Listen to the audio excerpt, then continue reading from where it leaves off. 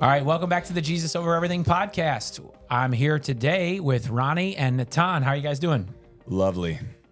Hello. And who are you? My name's David, and I serve as the lead pastor of Resurrection Church. Oh, nice. If you've stumbled upon this podcast, it's not for you, but we're glad you're here. It's for our church members to be edified, bringing the truth of God's word into contact with daily life. David has years of experience as a salesman. But no, right? Yeah. But yes, years of failing. So I actually do want people to know that we're going to continue a conversation that already began on a previous episode. So if you did come, and this is the first time you've seen this podcast, we're having a conversation about technology and discipleship in a digital age, how we can be wise in that. And we spent a long time talking about this already, in a way that we're not going to go back and review. We're actually going to have a continuation of that conversation, hopefully on the ground floor of application. And so it might be helpful for you to know that that other episode exists. All three of us were on it, and we're all three disciples trying to learn to follow the Lord Jesus in a digital age. So Natan is going to kind of lead us in this conversation today. Yes. So take it away, Natan. So in order to not reinvent the wheel with this conversation, there is an amazing book for those of you that are looking at the YouTube video. It's this book. For those of you listening, it's called 12 Ways Your Phone is Changing You by Tony, this guy? Right. Tony Reinke. That's my guess. Is it Tony Reinke? Renaikai. Renaikai. Fascinating thing. I when I read it, I don't know if you do this, but I wanted to see what year this was published. 2012, my guess. No, 2017. Oh. Thank Okay. God, because 2012, I think it would have been like absolutely obsolete by now. But Well, this don't book, say that, because then I feel like it's going to be obsolete in 5 years, this conversation. well, I mean, with with the speed of technology, like it still feels very practical. Yeah. But 2017, that's like no Pre-TikTok? Pre-TikTok. I'm pre-TikTok. I don't have any TikTok. So. pre-TikTok. That is true. I was thinking virtual reality, AI, of course. So some of the things. COVID. Please don't cancel our channel. Some of the things in this book, they will need an update year by year, honestly. So what we're gonna do is, so it's 12 ways your phone is changing you, and what I'm gonna do is I'm gonna read one of the ways, just the title, and then we're gonna comment on it. Great. Let's do Hopefully- it. Let's do it. Besides commenting it on a philosophical level, also ways, application, practical ways to avoid if this way is a way that we don't want to change, right? So, way number one, we are addicted to distraction. We are addicted to distraction. Natan, what is Tony getting at when he says we're addicted to distraction? You've read it more in depth. Yep. So, I think the a factoid that he gives at the very introduction is even more useful than the explanation. On average, we check our cell phones every 4.3 minutes. For some people, probably like even more often, right? Wow. I actually thought that sounded low. Right. Yeah. So, and then this 2017. Yeah. Right. So it's been 7 years, but 4.3 minutes. Yeah. If my children wanted to talk to me every 4.3 minutes, I would not be very happy. You'd be overjoyed. I would love to talk to my children. Correction. But so you are doing something, work, and then you are getting distracted with something every 4 minutes. And what Tony says is our phones are changing us in this area. We are becoming addicted to that distraction. Yeah. Right? So you're working on something and you need to go do something else. You need to focus. You need to go watch a video, watch a TikTok, watch a short, check your notifications or something every 4 minutes. Right? So a distraction from your work, and we are addicted to that. Yeah. Man. Yeah. Ronnie, what do you think when you say here? The thing that made me think is, if that's true, And if that just played out for the rest of my life, then that means I've only got these 4-minute windows to get something done, to pay attention to somebody, to focus on something before I get distracted. And that's kind of scary for the rest of your life. You got these 4-minute chunks, and you just gotta hope that you can live an awesome life in 4-minute interruptible blocks. I don't think you can. No, the depth of our thinking, relationships, connection, that is dangerous. Yeah, and that stat doesn't shock me in a lot of ways because I mean I write. I feel like I want to make sure I can see you guys, but I also feel like I'm looking right at the camera over there. So the things I write to the church, they're like 300 to 500 words, and still one of the most common feedback things I get is that it's too long. Mm-hmm. And I'm always like, 300 to 500 words is too long. We have a cultural problem, I think. If essentially a chapter of the Bible is too long. Right. That's maybe not a lot of chapters, right? That'd be what, 7 interruptions in a typical sermon if you were listening to a sermon? Yeah. 35 minutes, seven times. And people are driving sermons down and sustained arguments. So there's a lot of impact that way. I think I've even felt it because I'll try, if I'm listening to a sermon, I'm trying to not be on my phone during that. But I think that 4 to 5 minute kind of attention span build up thing still affects you. Even if you're not actually checking your phone, you're almost just like, oh, time for a distraction. Like your stamina to pay attention to something is now being shaped in these 4-minute blocks. You're building this habit loop of a quick, I'm no scientist, but like a dopamine hit every couple minutes where it's like, oh yeah, I get to see something distracting or put my brain at ease or whatever. Right. Think about something else for a little bit. Which the quality of our work, whatever work is for you. Yeah. If you only do work in these 4-minute concentration moments, it's scientifically proven that our brains don't work like that, right? And you will have plenty of experiences where either you're preparing a sermon or you're reading a book or you're writing something. I can think about writing songs. It takes some time. Yeah. But without distractions, you got to keep digging and digging and digging and digging for 20, 40, 60 minutes, 80 minutes. And then at some point it's like, bam, right? Like you get it after digging and digging and digging. Or even just a good conversation with somebody you care about, a friend, a family member at dinner. Like you can't really get there in 4-minute distractible blocks. Right. And I found myself very, very encouraged by our podcast time together because the setting requires that nothing else is interrupting for like 90 minutes. Unless it's Natan's phone. Unless it's Karen calling. Karen, what up? So, shout out. Because she's coming for me. She calls me every 4 minutes. You're going to have 2 hosts next week and they won't be me. It felt one of the things we pointed to last week with this one is practicals. I do think trying to figure out ways where you're away from your phone is one of the practicals to push back against this one, even though it still affects you even if your phone's not there. But I think that's one of the...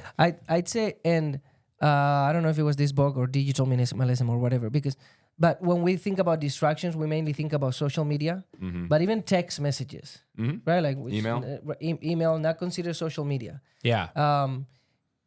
To I would say very practically, you make the decision of when you check your text messages. Right. Right. So even if you say, okay, I'm gonna work on this from 9:45 to 10:45. Of course you did. Of course you did. Shush. I got distracted. Yeah. But I have a distraction every 4 minutes. But it's not my It's called phone. David. Yeah. Well, you think you David have is a changing distraction? you. Listen, All right. we don't want to talk about what's going on in my head. I had a thought, right? That I go was on. afraid. So you say, okay, 9:45 to 10:45, I'm gonna work on this thing, and I'm gonna put my cell phone on airplane mode or whatever. Right. I'm not even checking my messages, like nothing. I will check them at 10:45, Yeah. right? But do you see a problem with that at all? Like, or what would people say? Like, no, I cannot do that. Somebody might need me. That's what I usually think. If I feel like this is where it gets a little more complicated. Is I think the way we've kind of all built the world together is we all kind of expect that we're all going to be checking our phones and notifications. So I think it's a little bit. It's like it's hard to figure out how would I just all of a sudden decide I'm not going to check my phone for even an hour without inconveniencing someone else. Right. Right. Yeah. And I think I mean, my dad used to say something because he's a pastor, had a sense of somebody could need me in a way that probably predates the tech, because people would call, oh, somebody went to the hospital, somebody whatever, right? Yeah. And my dad used to tell us, like, hey, if somebody needs me within 90 minutes, they should have called an ambulance. And he cares about people, but he was trying to say, like, this is actually not. Yeah, there's a little bit of a false. It's not false real. narrative, Right? there. Like, it's not real. Like, if you needed me to come and stop a burglar, you should have called the police. Right. And if you're choking, you need to call the person next to you to give you a Heimlich. But Right. But I think that this is a place where then, okay, if you need just a practical encouragement to hey, what's really lost? I think a book like Deep Work is a very interesting perspective that tries to bring real evidence to say you will actually be more fruitful if you give your work more focus and sustained focus. Right. So, not the Bible. I think it's helpful. I think it hasn't had centuries to cross-examine it yet, but I've really benefited from it. Right. So, that to me, I think but people kind of intuitively know that, right? That when I'm distracted, I may feel busy. I'm not sure I feel fruitful. Yeah. Yeah. I think practically thinking of who are the people that matter most to you, and what does it look like for you to spend time with them, and then what's probably the work that matters most to you, and when are you doing that, and then trying to figure out, is there a way that I can really change my relationship with my phone during those times? So when I'm with my spouse, when I'm with my friends, when I'm with my kids, when I'm sitting down to do this kind of work, just take a step towards saying, how about I don't bring my phone with me to the dinner table as an example. I think those are ways that you can kind of push back against this. Right. The habit loop of, I think in Atomic Habits, James Clear talks about if you want to build a habit, you need to make it easy, make it obvious, make it attractive, make it rewarding. And the flip side would be, if you want to break a habit, you have to make it hard. You have to hide it. You have to realize it's unattractive or ugly and make it costly. And so for instance, I think I would be prone to graze on food if it's out in the snack room or something. And one of the things I appreciate that other guys haven't changed here is I try to keep snacks not out in the open. I don't want a candy bowl in our office because I don't have the level of self-control, and I'm trying to build that. And so I'd appeal to our church members and each other, like, hey, you don't build good habits by accident. So you probably need to say, okay, I'm going to pick some times where my phone is hard to get to, out of sight, costly or cumbersome to get to. Social media, same thing. Just delete the app, log out, hide the phone. Any ideas for when we're trying to spend time with God in our phones? Well, I was gonna read because some people might say, well, you don't have a verse from the Bible that says, do not be distracted, right? Like, you shall not be distracted by your phone, right? But we do have a verse from Jesus in Matthew 6 that says, when you pray, go into your room, close the door, and pray to your Father who is unseen. Then your Father who sees what is done in secret will reward you. So I think Jesus very obviously he called us. There's going to be at least one moment in the day when you are going to be unavailable. Like I want you in a room, doors closed, and the only person that is supposed to see you there is your Father in heaven. Yeah.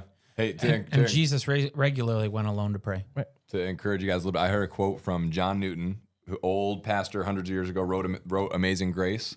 This is far before the iPhone, and he said he was writing to somebody in his church and said, hey, here's how easy it is for my prayer life to just get ruined. He's like, I'm trying to pray, and then a fly flies by me and buzzes.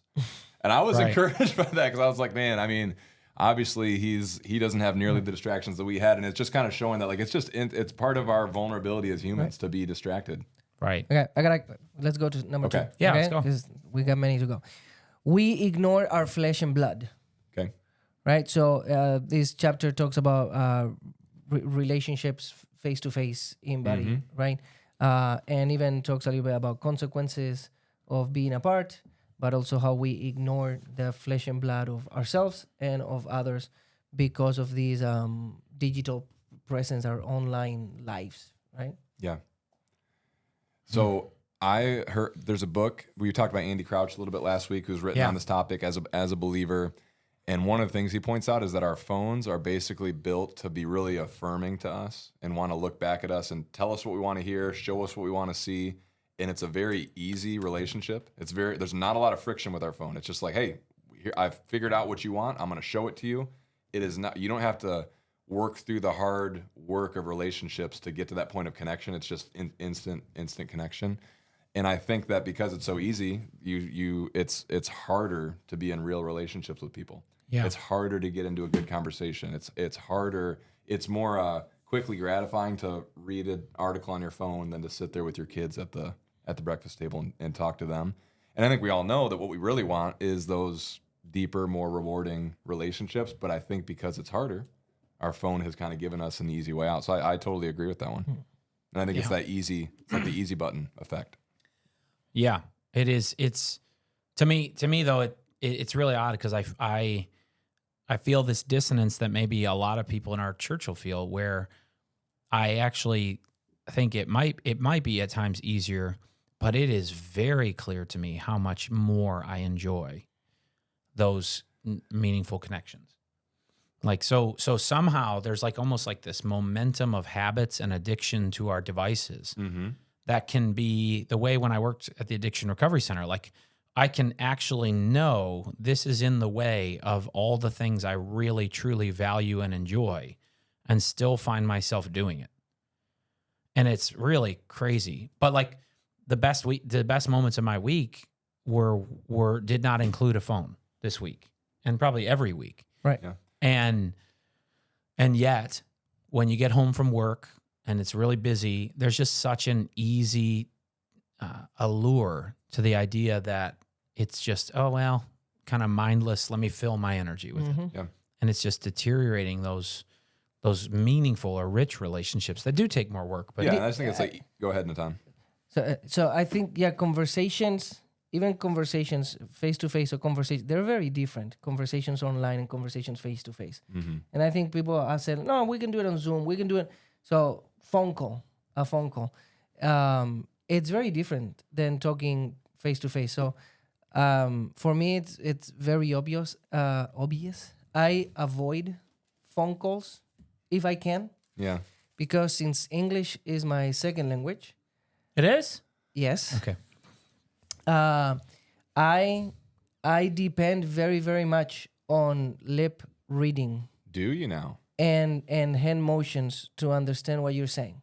Okay. I understand phone calls, fantastic, but I will miss, some things.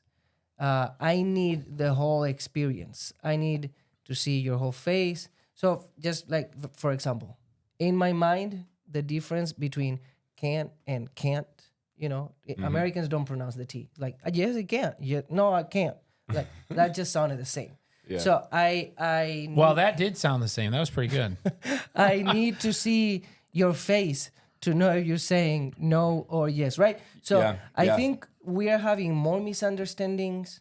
We are having more problems, more conflicts. Yeah. Because we're like texting or calling. It's like, you didn't see my face. You didn't see my hands. You didn't see my body. Nonverbal communication. Right? Yeah. I heard something one time about Zoom. I think I heard this during the pandemic when a lot of us were on Zoom for work and everything, where it's like Zoom it comes pretty close because you really can see people. Yeah. But you still somehow, just because it's mediated through the screen, you actually still kind of subconsciously can't pick up on a bunch of nonverbals that you would actually see in their face, and it's almost just like it's in the room. If you're actually in the room physically with the person, you catch it, but you don't through Zoom. And I thought that was fascinating. It's just there's something intuitive about embodied relationships that you miss when they're mediated by technology. And the beauty of the tech is that it definitely closes the gap. I mean, I had a meeting with a missionary who's far away today on Zoom. Of course, yeah. And it helps, but would I? It's not the same. If we had the ability to grab coffee,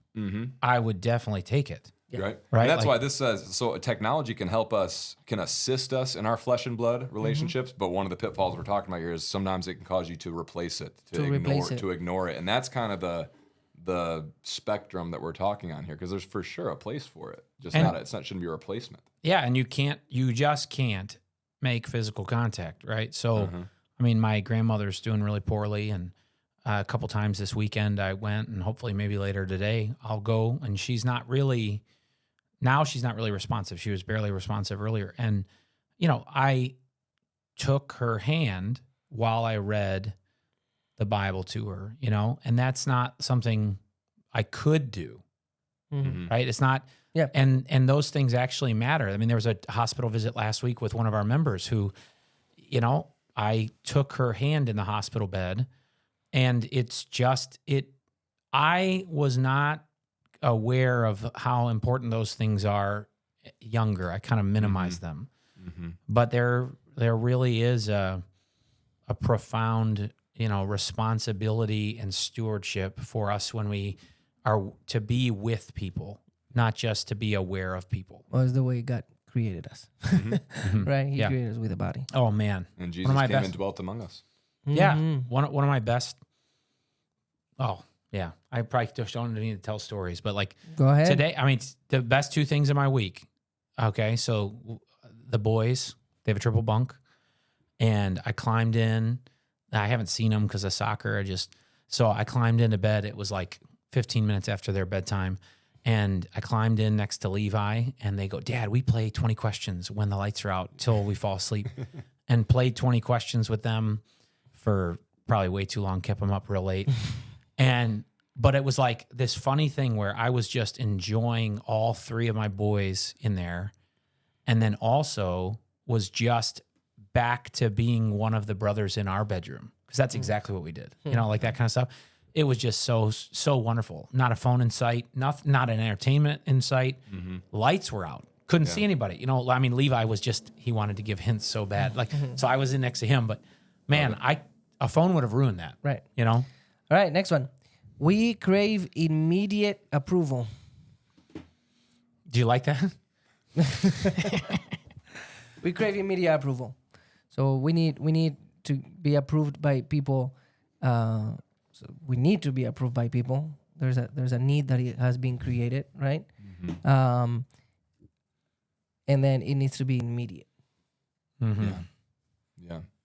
I mean, I think obviously it's capitalizing on something that we're prone to and vulnerable to, maybe some more than others, and making it just like, remember how we were talking about how technology it makes things more possible than they would have been without it, that extends human capacities.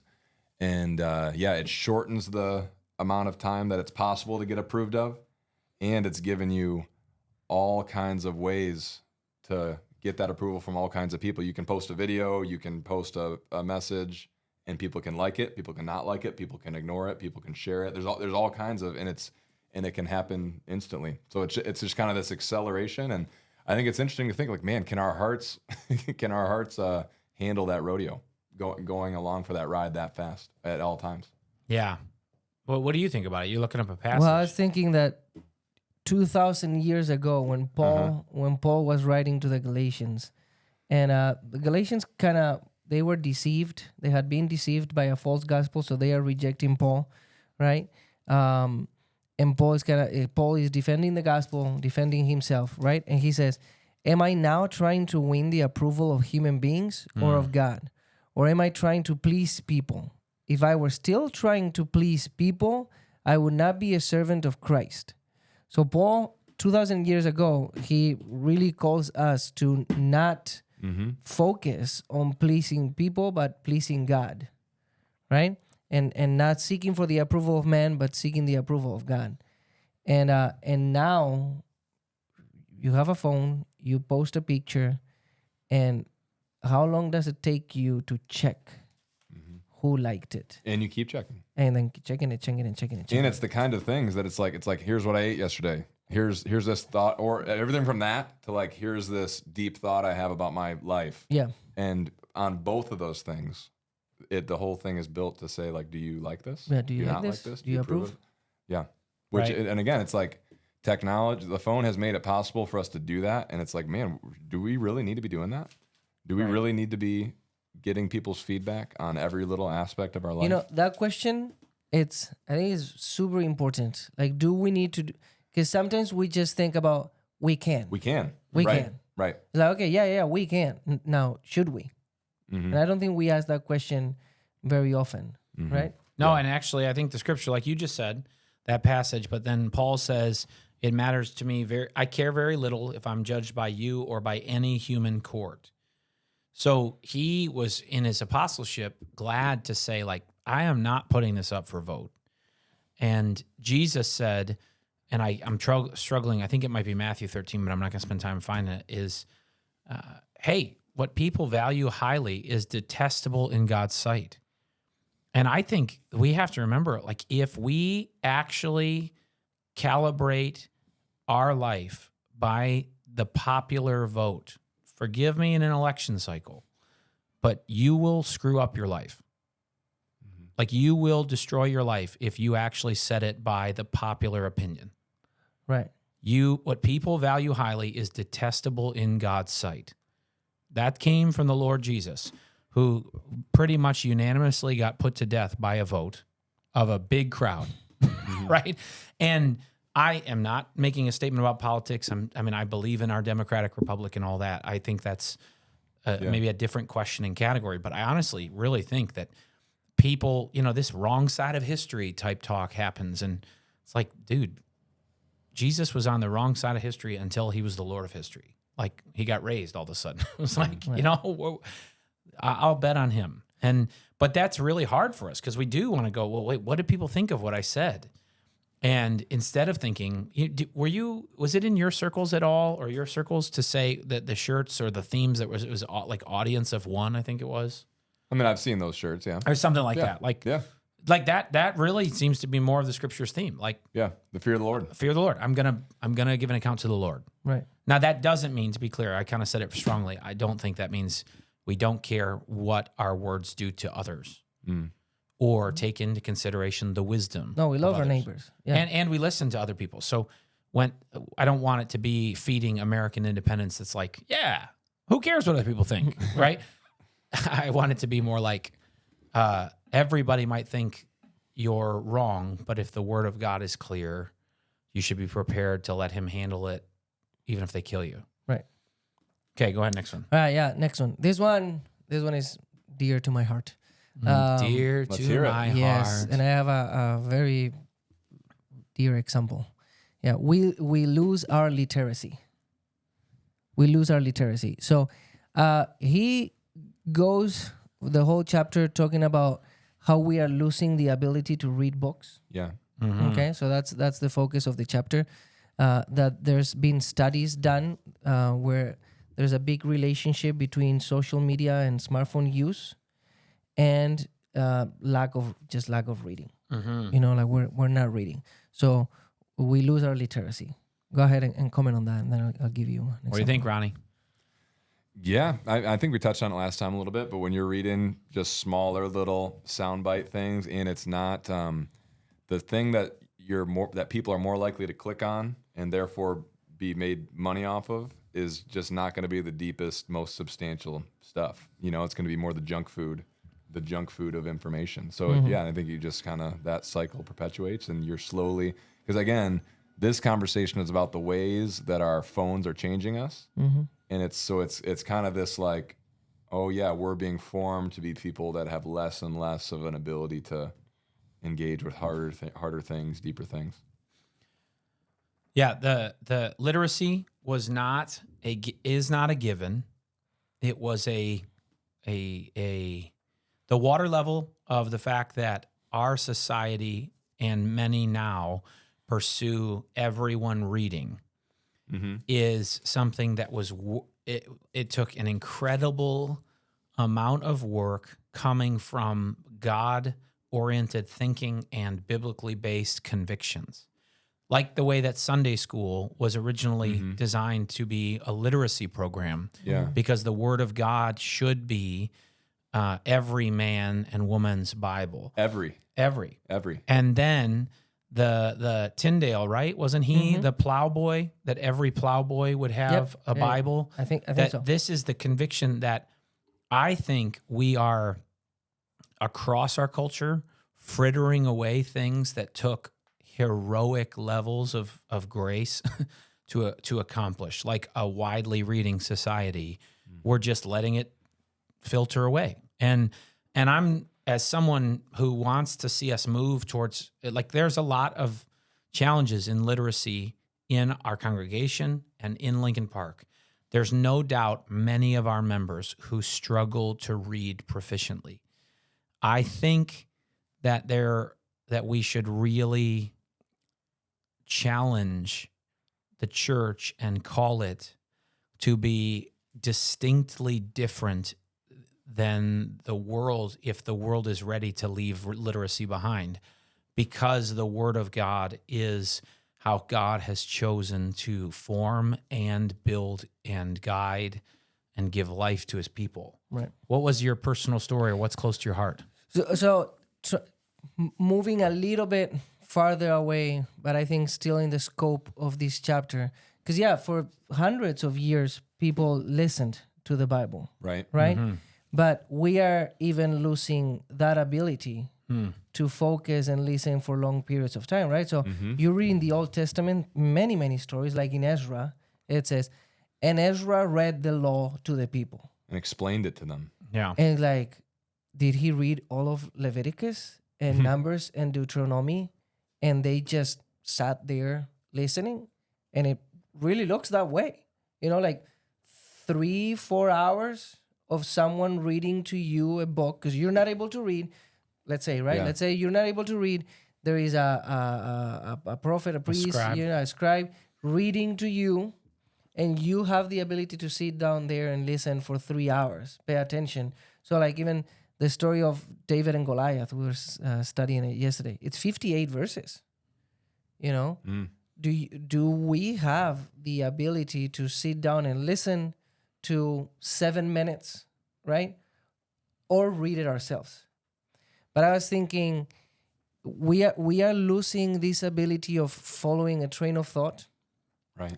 Streaming platforms of music, Spotify, Apple Music, Amazon Music, all of these, they are centered around playlists now, right? It's like a playlist for working out, a playlist for your morning, a playlist for your night, right? And then they grab a song from somewhere and they'll put it in the playlist, right? I don't see a lot of people having the ability or the desire to sit down and listen to a full album. They just want like this song and this song and this song. And the author has written an album with 10 songs that has a train of thought. Those songs are put in that order for a reason. But we don't have this experience that in the 60s and 70s and 80s, was very common of, either going to a store or having your records at home and sitting down, do nothing and listen to music for 60 minutes. Right. Like we don't do that anymore. We can listen to music for hours, but not like in depth. Or what was the name? What was the name of it? Like when Mozart or Bach or whatever, it was their movements. Is that what they were called? Right. So they were actually, it's almost like songs within an album. That was the same example from an album that I was thinking. Beethoven's very famous piano piece, Moonlight.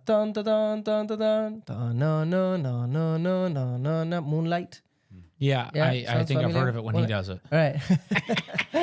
Moonlight. Everybody knows the first movement. Pretty much nobody knows the second and the third.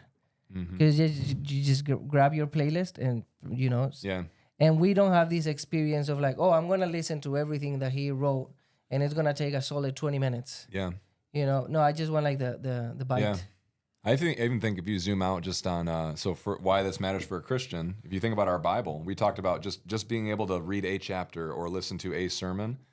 But even if you think about the way that God ordained to write the scriptures, it's this really big story over the course of thousands of years, 66 different books, Old and New Testament, these different authors, different genres, and he meant for it to be read. And there's things that you read, there's a ton of things that you read in the New Testament, for example, that are referencing back to the Old Testament. Yeah. That the only way you really understand what is meant in the New Testament is if you understand something of that story in the Old Testament. And it's just, it wasn't as if God was like, every Christian should be able to sit down and read the whole Bible in one sitting and get it all.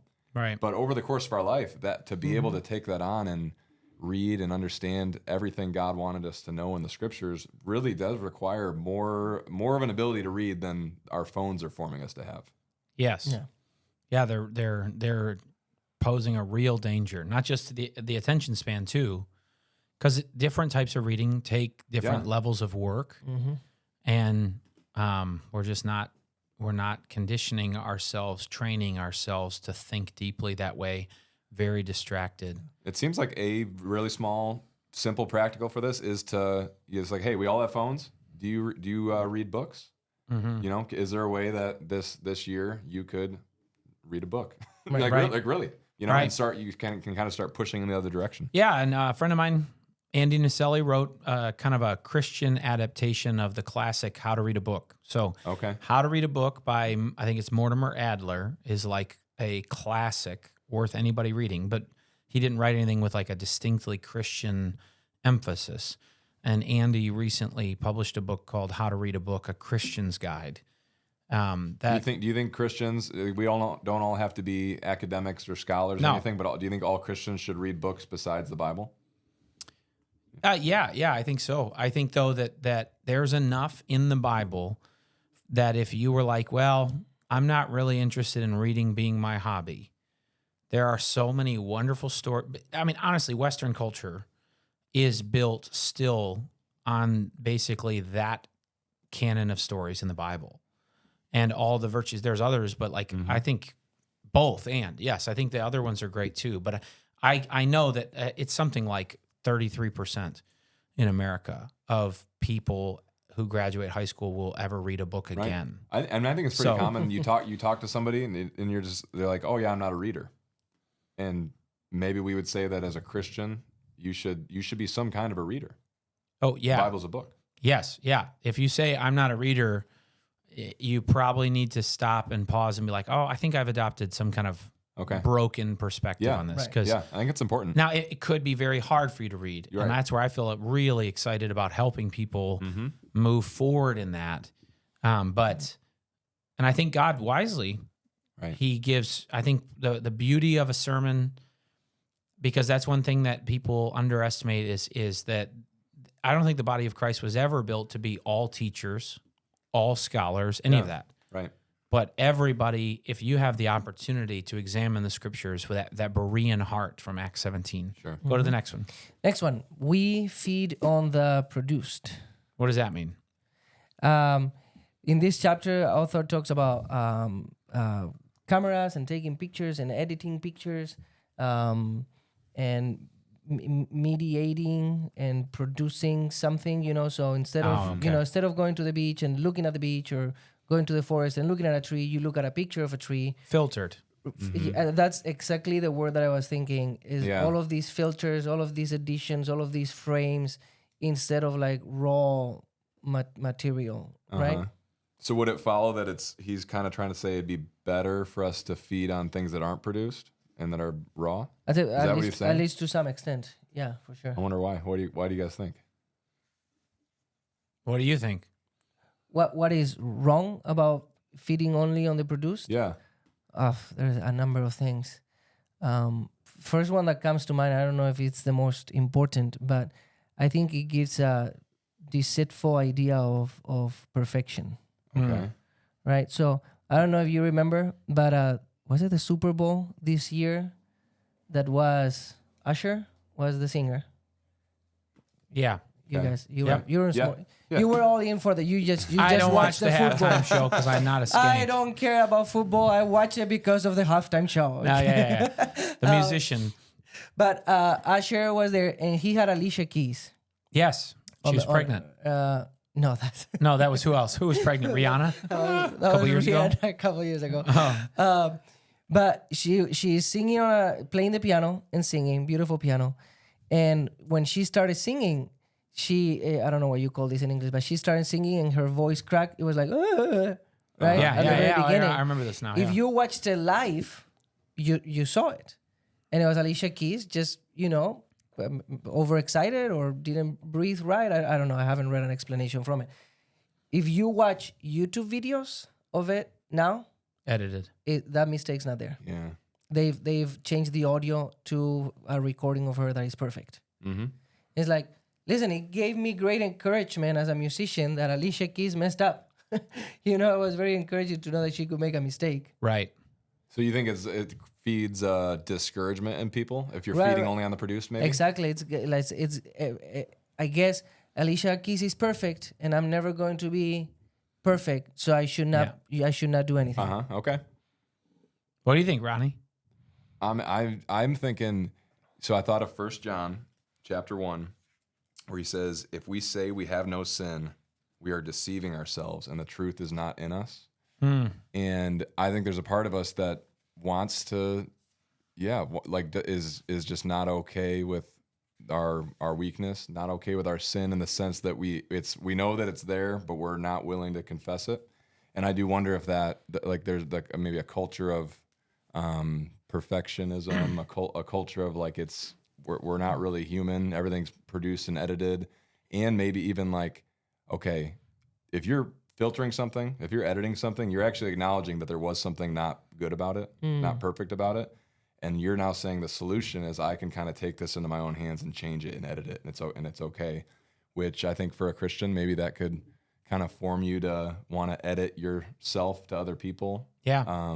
Cover up your sin, whereas the Bible says, no, actually we need to, it's not okay that we're sinful. Praise God that Jesus came to wash away our sin, and we need to confess our sin to him so that he can cleanse us. Yeah.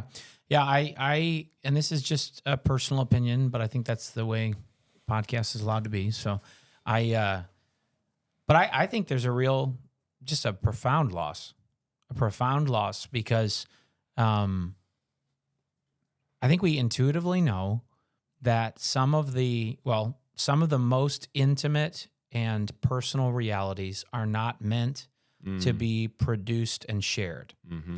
So obviously sexual intimacy, but even just deep vulnerability, right? So you go to a hospital bed, or you go to a time, I could think of a time, let's say Abby's sick and I'm caring for her. There was an early time in our marriage where she was really sick for 2-3 weeks.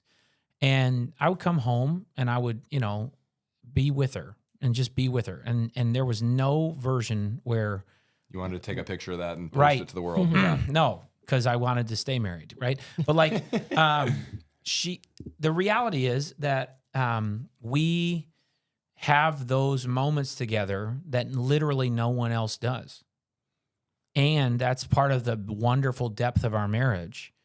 And most of the really presentable ones, a lot of people have at least seen a picture of.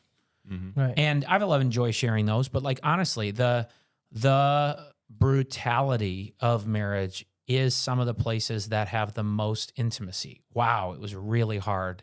There's a couple things. I don't know if I even want to share all of them, but that just you think, wow, this is where the sweetness of life. And then when you actually encounter people sharing those things, I have seen influencers bringing us into those things, and I think maybe I'm off. I don't know why people want to intrude into those places. I feel there was somebody recently where because of an existing relationship, they're not a person online to me. They're a person in real life who has an online presence.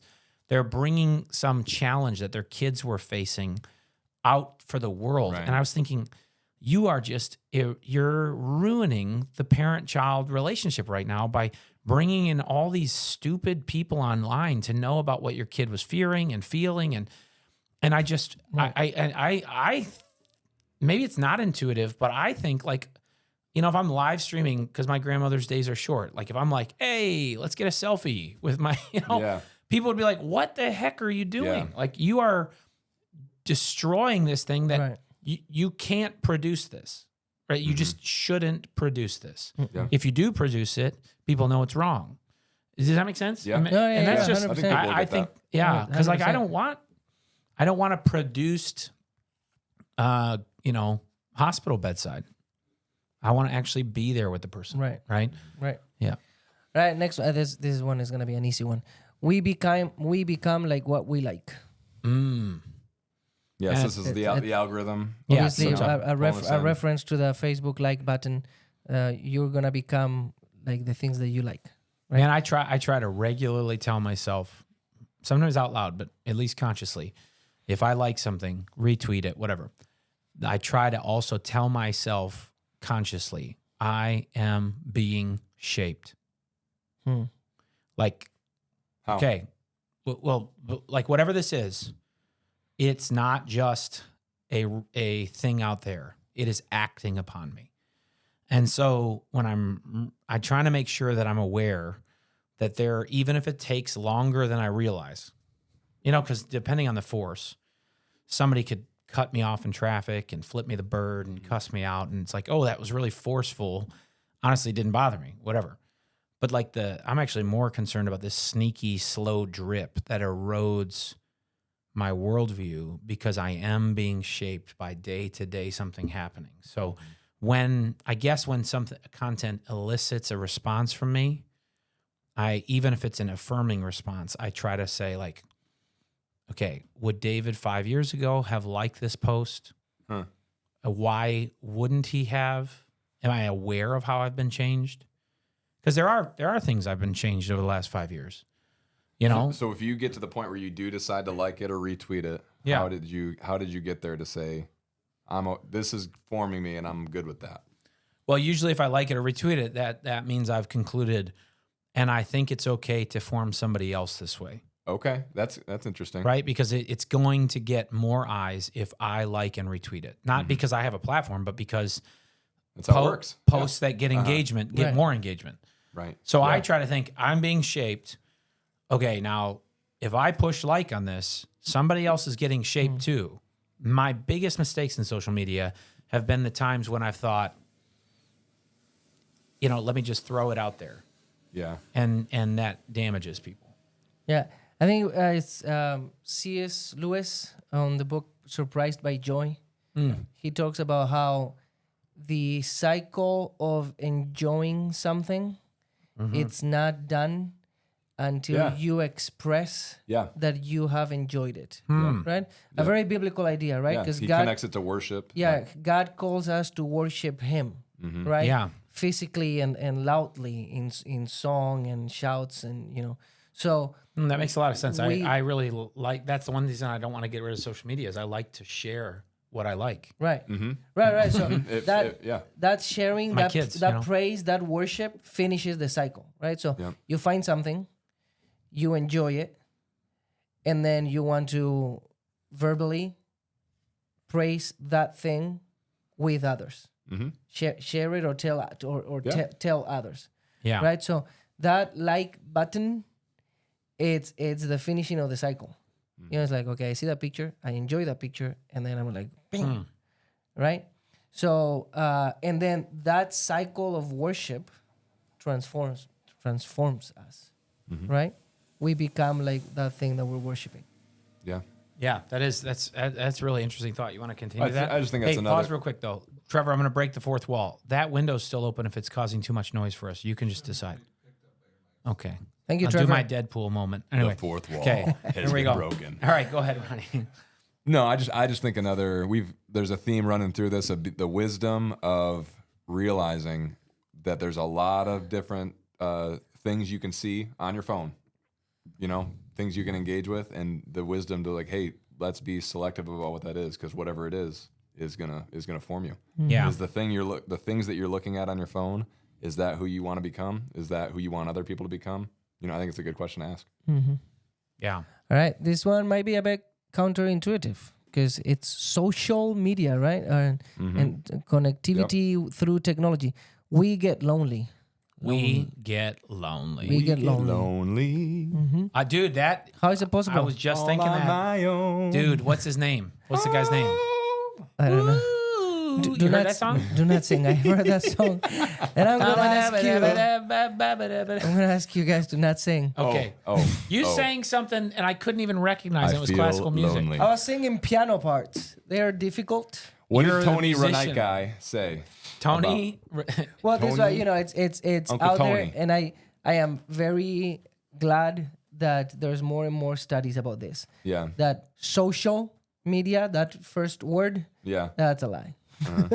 Basically, it's not social, or connectivity. No, we're not connected. It's fake, right? And again, this book, one of the things I like is that it's optimistic, I guess, towards technology, because I see the bright side of connectivity in social media, right? So I moved out from Spain. My mother is still in Spain. My sister, my brothers, my cousin, lots of family. kindred according to the flesh. That's King James 50 Romans 11 years and 9. ago, 50 years ago, 60 years ago, if I had taken the decision to move from Spain to the US, it absolutely meant my mom was going to miss her grandchildren growing, right? I mean, there were letters. I could have sent pictures, In the mail, yeah. in the mail, very slow cycle, right? Right. Yesterday, I sent my mom my children's school photos. And she can print those photos and have it in the fridge, and she'll have pictures of my son like every other 3 weeks. Yeah. She has seen my son growing up, Right. in a sense. But people are being more and more connected online, more friends. They have thousands of friends on Facebook, and every statistic and every interview that with teenagers is they're very lonely. Yeah. Can I ask you guys? What does it mean to not be lonely? What's the opposite of lonely, or how does if a person is not lonely, what are they experiencing? Oh, geez, I didn't know we were going here. I got no idea. That is deep. What do you think? I mean, to me, I You guess get the question, like there's loneliness, and Right. we're saying that's bad. What's the good thing that people want? How would you describe it?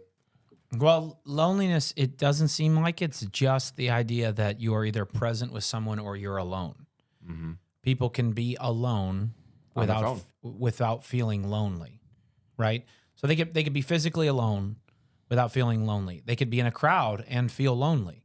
Right. So it's not, am I in a setting where there's one body or more than one body? Right. So it's got to be something at the layer of being connected, known, knowing others, having a trusted relationship at some level.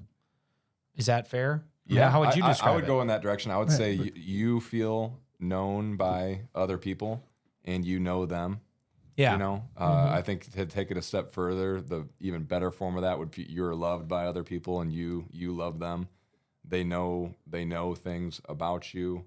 They're not just in the same room with you, but there's been some level of through conversation, through experiences together. It's like, oh yeah, I know what Natan is like. I know what he's about. I know what he's been through.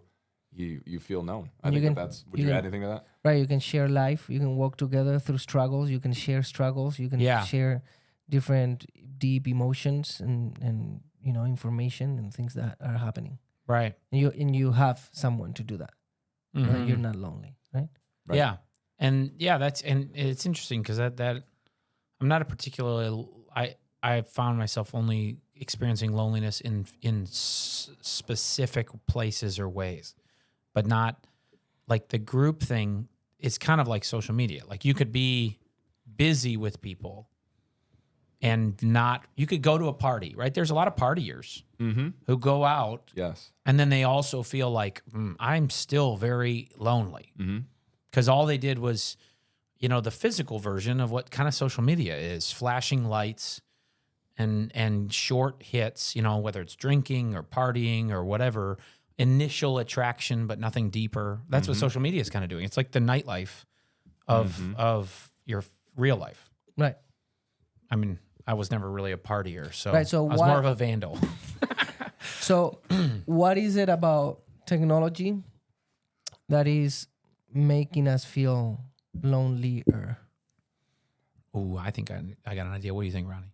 I think it gives us the chance for connection, but it stays shallow mostly. So Yeah. you're not really getting to that, like, I'm really knowing this person on a deep level. They're not really knowing me on a deep level. But again, I think like with all this, I think there's ways that our phones can help us connect to a person that can be a part of a relationship where we are actually not lonely. But I think the classic example is just you're sitting on the couch with your spouse and you're both on your phone. Yeah. And it's like, there it is. That's it in a snapshot of how our phones are making us lonely. Mm-hmm. It would be better for you to be talking to each other and experiencing that closeness, that intimacy, that knowing of one another. But it's harder to do that. It's much easier to just whip out your phone and look at it. And I think it's that trade-off that leads to the loneliness. Yeah, it's a barrier to meaningful relationships when you're with people. That's one side. It's actively keeping you from the depth of relationships when you're live. And then it's deceiving you that you're building deeper relationships when you're not together. Okay. So there's the illusion of, oh, this is getting deeper. And it seems to me that most of it is the depth grows in person, and then the relational depth is aided by the tool, not replaced by the tool.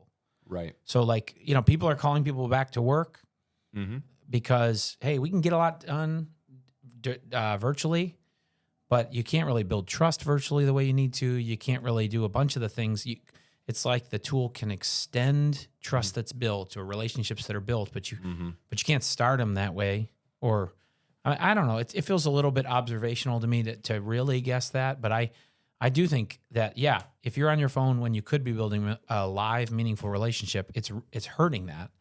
But on the other side, if you're settling for building through this screen, there's a filter, or not just a filter, but a barrier, And I think a lot of the stuff we're looking at on our phones too is not actually towards other people. It's towards content. It's towards games. It's towards whatever, just entertainment, maybe you would just say. And that's the kind of thing where that quick hit of entertainment, you trade interaction with a person for that easier quick hit of entertainment, and it leaves you lonely. Right. I was looking at Romans 12, just as a verse here. It says, Romans 12:10, love one another deeply as brothers and sisters. Right. Outdo one another in showing honor. And he goes on to say things like rejoice in hope, be patient in affliction, be persistent in prayer. All these things that as Paul is giving a vision of like how to live out the gospel with each other in the church, the picture that he's giving is actually of depth and relationship. And you just got to ask yourself of like, how do I think, how is my phone going to help me love one another deeply as brothers and sisters? I think it can. I think it can help you connect, but it can't be the substitute. Right. Yeah, here's how it can help you. Right. Put an alarm on your phone that tells you to get up and go to Sunday morning gathering for worship every week. It can help you. So then you go and build meaningful relationships and then take somebody's number down and text them so that you can have coffee with them sometime during the week. But the other ways, like if you're watching church online or something, if you're observing some other church gathering through a screen, you're going to be lonely. Mm-hmm. Right. There's a lot of applications, but what's the next one? We get comfortable in secret vices. Ooh. Comfortable being the key word probably there. What's he mean by that? Yeah, probably. Yeah. Man. Yeah, secret vices, a sinful lifestyle that because of technology now, it can be hidden, right? Yeah. Completely hidden. So even if we're talking about, accessing pornographic material, again, 40 years ago, you had to go to a cinema, right? Or store. Or store. You had to go. So, you would try to keep it secret, I would guess, but you had to be outside and do it. And now it's just like, right? Yep. Yeah, like the classic thing, like you had to have, if you were going to look at porn when I was a kid, a teen, whatever, you had to have the guts to bring a printed picture somewhere And when I say guts, I mean, I thought that was a capital offense. Yeah. Like if my father had found something like that, I knew that I was going to have very little use for my plans the next day because I'd be, in a casket. But like that was a really good incentive to keeping me from a lot of things that would have been destructive. And now that printed piece of, that thing you had to fold up and put in your pocket or in your folder at school and hide from a teacher is just, you just delete. You delete it, you click the screen so it's not shown, you put it in your pocket. It's that fast. It's crazy how quickly and dangerously. And I would say there's a lot of it's not just porn, okay? So for me, I'm just going to step out as a pastor and say, okay, if everybody watching this, wives with husbands with wives, two things come to mind immediately that are ravaging our culture. Yes, pornography, and also now gambling online is killing people. Mm-hmm. And it's a vice. So, because I think vice that like sports betting is being pushed and it is destroying lives. And so wives, you don't need to be the lead accountability on your husband of like figuring out if he's doing this. I think you should though say to your husband, hey, if you're struggling with either porn or a gambling addiction, I want you to know I really would love for you to talk to another guy in the church because it's just happening all over. And people's lives are secretly building up thousands of dollars of debt or fire in their lap that nobody's discovered yet, to use the language of Proverbs 5. And it's all hidden in their phone. Right. Mm-hmm. There's two nuances that the book talks about in this chapter that are very interesting. One, the secret vice. Again, I think it's great. We don't have to just make it sexual immorality. It can be many, many things. But that secret vice, many years ago, to continue it and move towards the edges of the vice, like deeper things and more extreme things, it was more and more dangerous, right? Like you had to go, so like gambling, you had to go to this casino or this room in this casino or this other casino, right? And probably that difficulty, those obstacles, those barriers would somewhat stop you from exploring. Right, like what I said about my dad killing me. Yeah. So we will not explore, even like when you are in the vice, like let's say sexual immorality, you're in the vice and you want to explore the edges, more and more extreme things. Right. We're like, oh no, man, I don't have a place where to access that content. Or if I want to access that content, I need to go to this city and I need to go to this particular place.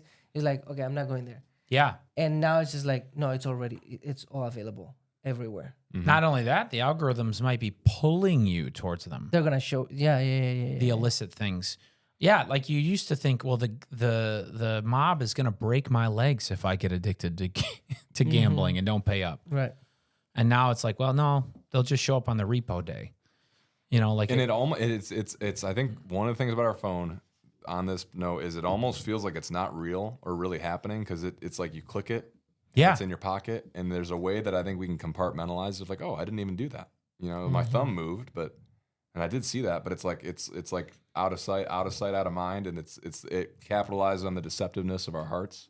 Yeah. I had a wake up call with, it wasn't anything illicit. It was first phone I got in college. Text messaging. They used to have like a limited amount of text, right? Uh-huh. And didn't know that I'd gone way over. And thankfully I was working hard and saving and whatever. But like all of a sudden got slapped with, I think it was $1,000 wow, in text message overage. And my parents, no, it was my cousin, I was on their plan, called and were like, oh my word, what is going on? But yeah, it was like, this is like, it wasn't, if every one of those little things was a dime, I had to actually flip It's like a dime. the credit card effect of just digital. With the digital world, you just don't, it's like, it hurt. Yeah, you don't realize what's happening. It hurt once it finally came home. I was like, oh my word, $1,000. Mm-hmm. And yeah. Right. Well, the credit card it's technology. We don't have to only talk about smartphone. Yeah. It's not the same. It's really not the same feeling to grab $100 and watch it decrease and give them, then just like go like whoop, whoop, whoop, right? Like you don't even feel it. Bro, a large fry is like $4.50. See, Can I just say, like, that does hurt. That's hurt. When you're Even like, with the card. oh my goodness. No, with the card, it doesn't hurt. But like if you took, like you're telling your kids, no, we're like, I think I'm actually the place where I'm like, no, we cannot stop on a road trip. We're packing lunches. Like that, they're going to charge you like a foot. Maybe not an arm and a leg, Right. but like a foot. Consequences. But like, It helps. You see it disappear, and it's a very different feeling when you see you grab $20, you go downtown, and then like 2 seconds, pretty much, it's like, oh, $20 are gone. Right? Yeah. But if you have that car, it's like blah blah blah. You were know? breathing downtown. Here's $20. You were breathing. Yeah. Oh man, parking. I can't pay for parking. That's one thing. All right, I'll walk. Natan, what's number 9? All right. Number 9 is we lose meaning. We lose meaning. So again, talking about these shallow interactions, shallow conversations. I was about to sneeze. I think it's gone. Don't do it. Don't do it. No. We're trying to produce this content excellently. So it's Like this. He talks a little bit about Like how and share. he talks a little bit about how all of these interactions and all of these pictures and all of these it's all meaningless, right? It's all small talk. It's all Not substantial. right, kinda? not substantial. Yeah. Do you want to pull up your? There was a thing I feel like I passed on to you at one point, and I can't remember the title of it now. Yes, But that was it- yeah. I- That and article, yeah, I was It thinking about basically talks about how our reduced feedback loop and this kind of quick commodification of what we produce is cheapening it all, right. so that like everything is fast food. It's fast music, it's fast content, it's Yep. fast clothing, it's fast culture, Right. and it's all cheap, and we know it, but we're hooked on it. So we're losing the depth, the meaning of life. Not the meaning. That sounds, you know what I mean? Well, the right. richness to There it. is an example here, and I was talking to my son about something similar this morning about breaking news. You know, breaking news. That you know, the alert on your phone, there's breaking news, and there's breaking news all the time now, Yeah. right? And it's like, well, you know, breaking news, something really small happened. Yeah. It's like I don't need to know that, right? So then even the alert, breaking news, it's meaningless now, and because the news are hyping all of these things, they need the clicks constantly. It kind of right? goes back to what we're talking about, how our attention spans are really, really valuable to the point where there's a whole economy being built on getting our attention. Right. But at the same time, our attention spans are limited. And so we have to be wise about what we're spending our attention on, because you don't actually have that much of it. What I was telling my son is with this Florida hurricane, Yeah. you know, devastating. It was horrible. Okay. And the one in Carolina, was it South Carolina? I get them confused. North Carolina or South Carolina. I don't know. North Carolina got but- hit harder. Yeah, but you know, people lost their lives and stuff. But I was telling my son, is like, because he said, we were watching the news in my class a little bit, and the news were saying it's like the worst hurricane is going to be, you know, in 100 years. And I told him, okay, yeah, maybe it is, you know, maybe it is, but please understand that the news channel needs to tell you that. Mm-hmm. Yeah. Because if the news channel tells you, hey, there's a nothing burger of a hurricane over here, you're not gonna watch the news channel that evening. Right. But if they tell you, no, hey, this is the most horrible thing that has happened ever, you're gonna be like, oh, I'm hooked. Like I gotta continue to watch, right? So they are going to make money depending on the hype of this thing, and then when it happens, it might be true or not, or you know. Yeah, and I think it also results. it's conditioning, like the, if you could call it this, like the appetite of our attention spans to crave and to want and to only be able to take in things that don't matter that much, which Yeah. then makes it harder to love God and want to know what He's saying in the scriptures and have deep conversations. All these different things we're having, they all kind of layer together to make us not be able to really pursue the things that matter most in life. Yeah. Yeah. I was listening to a book maybe it was last night. Can't tell because my life is blurred together with my phone. But I was listening and they were talking about this older man. This character is a very old man, and he was talking about how nothing that's said on the news matters anyway. It's all, and his children who are adults were arguing with him like, yeah, it does. Like this is really important. And he's like, he lists off kind of his perspective of age. A different senator, a different moment where it was like the crucial choice and crucial election, and the children don't remember the name. Nobody knows that name. You know, he's like, most of these people and most of these decisions will be kind of just like that. And Right. just with age, people realizing like, man, a lot of these alarm bells are just, they're not going to last. Right. You know, Right. there are significant moments. I mean, this hurricane seems to be one of the more profound losses Right. of life that's happened in the U.S. in a while. In terms of just loss of life, the U.S. doesn't often have natural disasters that take hundreds of lives. Mm-hmm.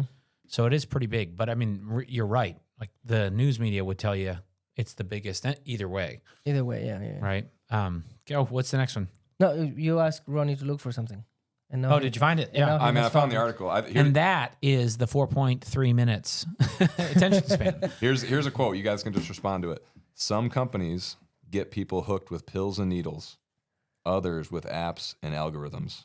But either way, it's just churning out junkies. Right. Yeah, dog. Cosign. That's great. Right. That article, I remember it mentions the death of entertainment companies. Yeah. And I honestly, I lived what they are talking about, because I am a fan of Marvel, the superhero movies, not the comics, Right. from the very beginning. You know, the first Hulk, and then the Iron Man in 08, I The think. first Hulk was mid, but Right, but it's what started the MCU, yeah. the Marvel Cinematic Universe, and then Iron Man, and then all of the other ones. I followed all of them. Yeah. All of them. And then Disney Plus shows up, and it was like, oh man, now I can have all of these movies. I was so excited. And then they said, we're gonna produce series. I'm like, oh, series of my superheroes? That is amazing. It's the best. And then these series were not that great. No. And there were a bunch of them. You want to talk about a greater travesty? What they did to Star Wars.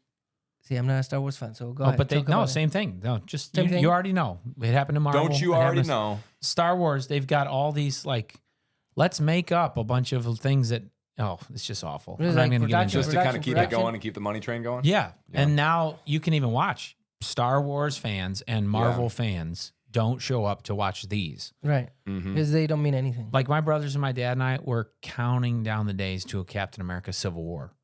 Mm-hmm. Like for a year, we were getting ready to go to the theater. Yep. Bro, Iron Man versus Captain America, I was all in. And I was counting down the days till the new Star Wars came out the first time. Not in 2000, but the episode 7. Mm-hmm. I was so pumped. And now, like, there's 10 Marvel movies I haven't seen. Right. And I think they've said now that they're going to stop doing that, because it was way too much, not a lot of meaning to it. It was just Just to put a bow on that, what's the problem with all this? so the quality goes down, the meaning, you get 2019 Iron Right. Man dies in a movie. That was for me like a significant moment. Okay. Spoiler alert. Hey, if you've not watched it now, it's too long. But now you get all these series. Bruce Willis is dead in 6 Sense. You get all of these movies all of these series every couple of months. Snipe kills Dumbledore. And it's like, well, Yeah. all right. Yeah. It's know. Snape. I always call him Snipe, but it's Snape. Snipe. Snape Right. kills Dumbledore. How about because we only have a few minutes? Yeah, let's keep going. How about I read we have 3 left. How about we tackle them together? Because we're cheapening and increasing the pace of even this podcast. Or we could just I'm just finish, kidding. finish it here. Like it. Like, share, subscribe. So I did want to. Did you Yeah, want go to ahead. refer to that picture? Or no? Tell us about it. Well, it says that geez, I'm old. Okay, art gets swallowed up by just entertainment, Yep. which then just gets swallowed up by distraction, which then gets swallowed up by addiction. Right. I think that's a very interesting thought about the way that what's actually happening is there was something valuable. The way they describe it is really interesting. They say athletics. Okay, you play a sport. Fast modern culture, you just watch a sport. Dopamine culture, you gamble on that sport. Okay, newspaper is journalism that's slow. Multimedia is faster, and clickbait, fake news is dopamine. And it's culture. kind of saying the money is increasingly on the clickbait or the gambling or the right because addiction yes, stuff. there's market forces that would want you to the more that you can log in and give them the valuable commodity of your attention, the more money they can make. So of course they're going to turn out more. Instead of an album, like Natan was talking about, it goes to tracks or singles, right? Yeah. And now it just goes to TikToks. Right, like the 30-second. Which is true, because like there's a bunch of songs that I have found in the reverse, where you go, oh, that was the soundtrack of a reel. I looked it up. I listened to only the song. And honestly, the whole song wasn't great. I just liked the 10 seconds that get on the reel. Right. And I never went to the album. And the artist actually, his value was mostly nothing. And again, as followers of Jesus, I was just talking to a friend last night who was talking about how this fall they want to know more of the Bible and understand more and be able to live it out more. And he's like, but the problem is, it's like I can't find the time during the day to sit down and read the Bible. And he's like, I've got the Bible app though that gives me the verse of the day. And he's like, and I'll kind of glance at the verse of the day as my day is happening at some point. And it's like, but I feel like I need something more than that. And I think it's the same thing of. If you condense it all down to just the verse of the day, you're not getting it in its context, and you're just kind of getting these little quick tidbits of God's word that isn't what a strong what does the verse of the day plays into the dopamine culture, right? Because you usually don't have the verse of the day is like it's always tilted towards immediate payoff, pithy, optimistic, refreshing, whatever, Right. Because it's just a quick hit. That's all you need is a quick hit. Right. Nobody's ever like, rent your garments and wash your hands. I think verse of the day doesn't use genealogies, does it? Dash their infants against the rocks. Verse of the day. Right. All right. Multiple verses, by the way, the Bible has said that. So the last three, you can choose one to comment on. We fear missing out. FOMO. FOMO. We fear missing out. We become harsh to one another. Oh. And we lose our place in time. What do you want to say? Wow, about two those? of those three seem like really big ones to me. But I don't know which one you want to take them. Which one you want to go? No. I want to hear what you think. I think the fear of missing out we've talked about. It's I think social media especially is kind of preys on a lot of us who will see what somebody else is doing, and then it immediately breeds discontentment. Yes. Right? It immediately breeds discontentment, and it's just. I think some of these are just helping you see, like, oh, here's some real, like, here's the life I want as a follower of Jesus. Here are ways that my phone actually makes that harder. Right. I would say this one is a very obvious one to say, hey, put your phone down every now and then so that you are not dissatisfied and depressed. Because you are going to look at people that are doing things or having things that you cannot have or do because of financial reasons or geographical reasons or whatever. And these feelings of missing out and wanting, and they're going to destroy you. And it's not going to solve it, just be clear, because we all know, like, you're gonna struggle with that.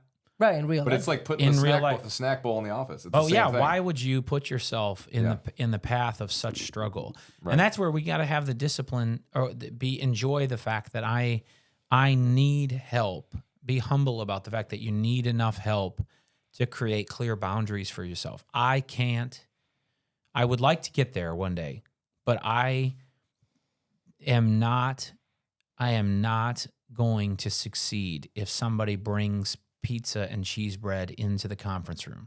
Right. I can't have it sitting around there. I need to be aware of that, or else it's just, I'm not going to succeed. Because even there's studies on it, but like, who cares about the studies? Just realistically, I think we know, like, hey, I passed that pizza 4 times and didn't take any. Right. But on the 7th time, I'm like, then you still did it. Well, who cares if you, I think that fear, FOMO is a big one, but that's where we have to work as a church to help each other, because there's a lot of people. I mean, commonly as a pastor, it's very interesting that people go, well, did you see what I posted? And they used to, I think, feel like, oh, you didn't see what I posted?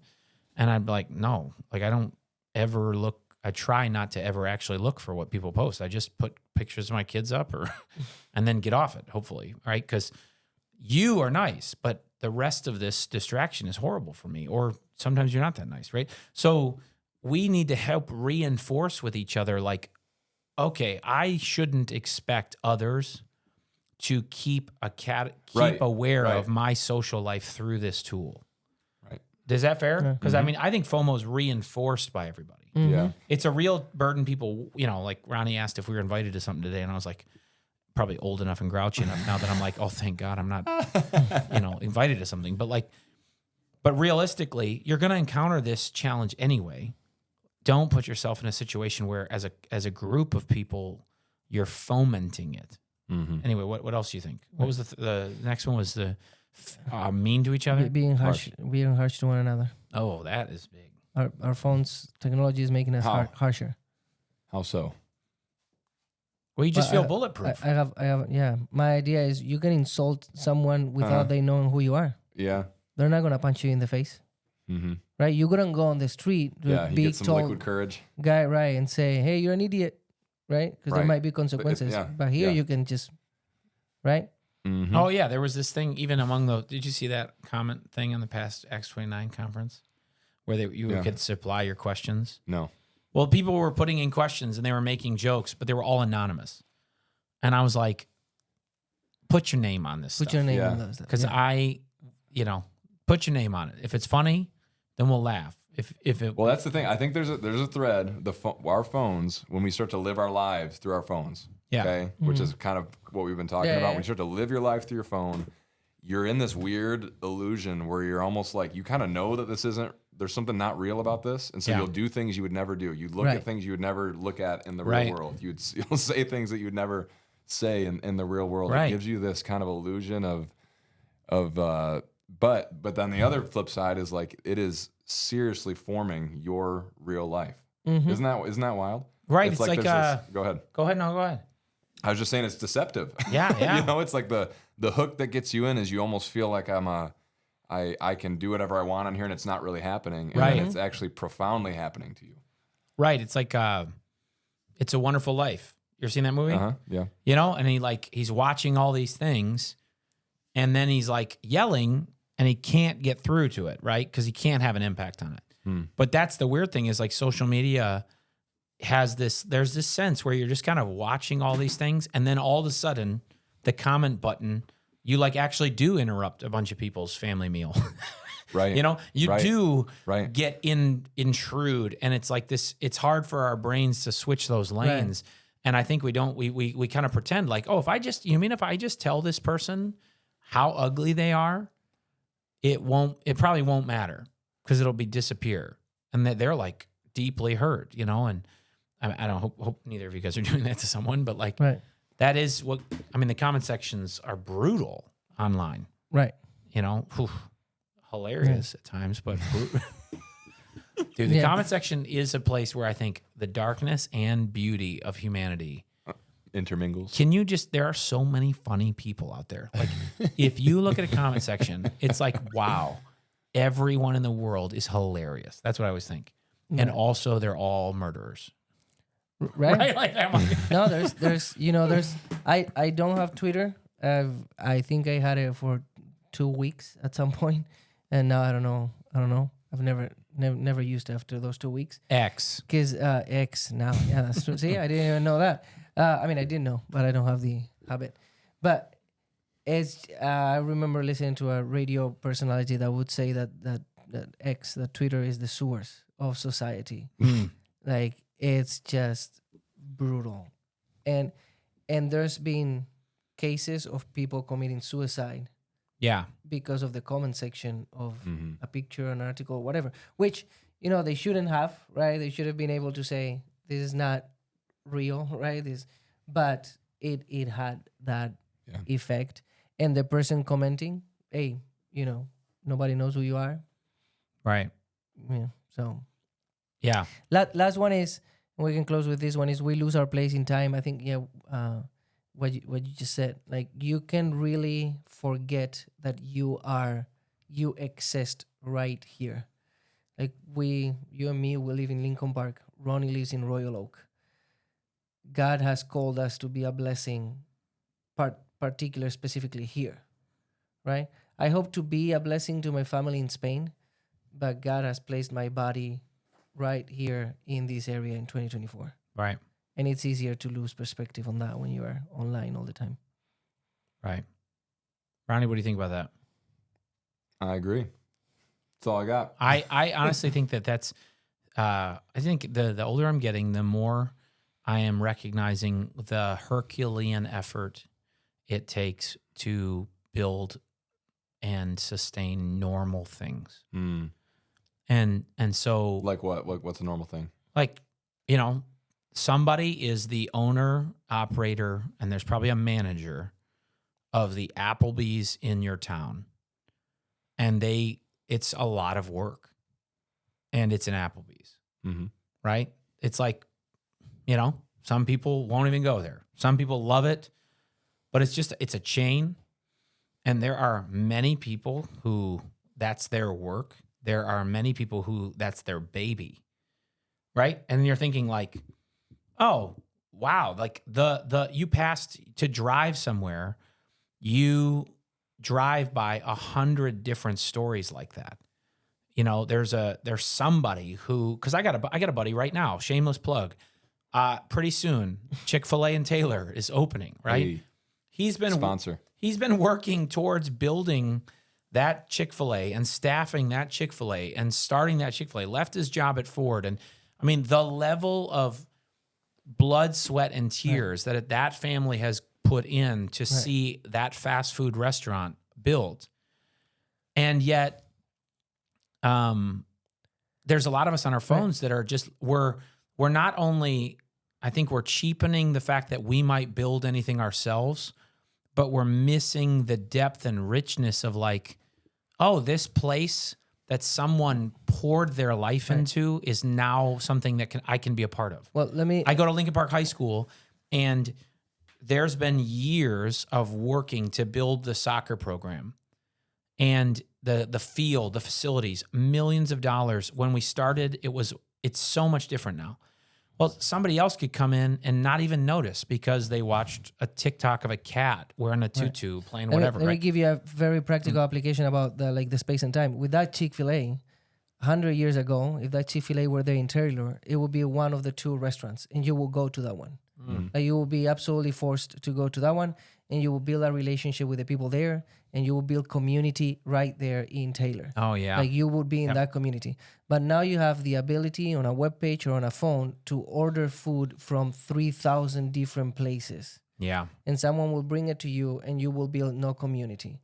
The same way that I'm a part of a community of musicians in our area, right? But you don't have any desire for our local music because you have 80 million songs on your phone. So, of course, a little guy playing his guitar on a corner of the world of your community, the musician that God gave you because of the proximity and the body, you don't have to listen to it because you can listen to Taylor Swift and Harry Styles and Lady Gaga and people that are much, much, much, much, much, much better than us, than us, right? So you kind of like transport your body totally somewhere else, and you're not part of your community anymore. Ecclesiastes talks about this kind of like, hey, life, there's going to be suffering in life. There is a God who's over it all. Enjoy your lot in life. Like whatever God has given you, this sense of, you look around and it's like, okay, here I am. This is where I live. These are the people that are around me. That can change and evolve over time, but there's kind of this idea of a lot that you have. Yep. And it does seem like our phones have unlocked this opportunity to be connected all over the world and all these different places. And the enticement is to get us to be almost like anywhere but where we actually are with the people that we're around, the place that we're in. I mean, there's something there about it's almost like this promise that you can have life you know, and you can have satisfaction, but it's not with the person who's across from you right now. Yeah, I mean when you have people, everybody's nice on the surface and things are easy at a glance, and you're thinking, oh, you just built a Chick-fil-A? Like there's a million of those. Right. And then, but if you're running through life at the pace that our phones kind of pull us toward, you wouldn't treat it like, oh my word, this establishment, that's a word, right? Like you guys built this. This is incredible. Like, you know, and I think God's used that to sanctify me in our church because the building had fallen into disrepair, and the work to repair it has been not Herculean. It's been more like Sisyphean. Do you know what that is? Rolling the boulder up the hill. Sisyphus was the one, who rolled the boulder up the hill and then it rolled back down endlessly. So there's some layers to our Greek mythology, right? But is that Greek, right? These are nerd jokes. Yeah. Yeah, that was a nerd joke. Come on, that was like West. Shout out to Inner City Baptist Church and the school for educating me. So that place, thinking these are the people with which I'll live my life. And I love things about them and I hate things about them, but they're the people, you know. That is stuck together. What a gift! Yeah. What a gift, you know. I just that there's so much depth to life there. Now we're over time, so we're done. Sound good? Yeah. Go love your neighbor and be loved by your neighbor. Yes, you who listen with us, we're gonna slowly learn how to do this, and you're gonna get used to the way we actually interact with each other. So. Ronnie, anything we need to know before we close? But this is the podcast that God gave you. Because you're stuck with us. Yeah, seriously. Yes, you're stuck with us. So deal with it. Ronnie, give us something profound. Oh, no. Nope. All right, we're done. All right.